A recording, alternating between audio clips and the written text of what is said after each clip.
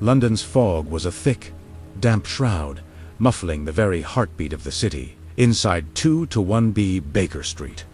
The fire crackled, a lone beacon against the gloom. I was watching Holmes by the window, his silhouette a familiar outline against the gaslit haze. He'd been silent for an hour, a stillness that always precedes a storm of intellectual fury. Suddenly, he turned, his sharp eyes glinting. "Watson, what do you make of a songbird that refuses to sing?" Before I could reply, a frantic knock echoed at our door. It was a young woman, her face pale with terror, her cloak still damp from the mist. She was Miss Eleanor Vance, a celebrated opera singer. "For the past 3 nights," she explained, "a single black feather had been left on her pillow. No sign of forced entry, no clues, just the feather a silent, ominous message." The next morning, we arrived at the Royal Opera House.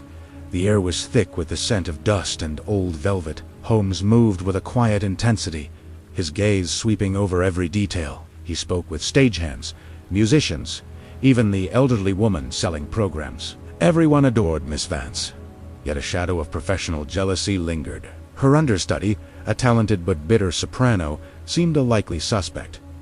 But Holmes dismissed it. Too obvious, Watson. The culprit is far more cunning. His attention turned to an old, seldom used storeroom high above the stage. Inside, amidst forgotten props and decaying costumes, we found a small, makeshift perch. On the floor a scattering of black feathers, identical to the ones left for Miss Vance.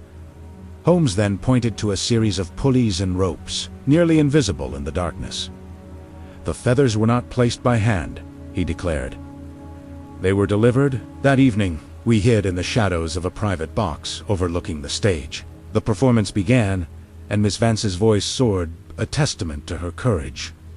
Then, during a quiet interlude, we saw it. A dark shape, no larger than a raven, swooped down from the rafters on a thin, almost invisible wire. It glided silently towards the stage, a feather held in its beak. The true culprit wasn't a jealous rival, but a brilliantly trained bird, a phantom messenger sent by someone who knew the theater's secrets intimately. It was a warning, a threat delivered with theatrical flair, and our hunt for its master had only just begun.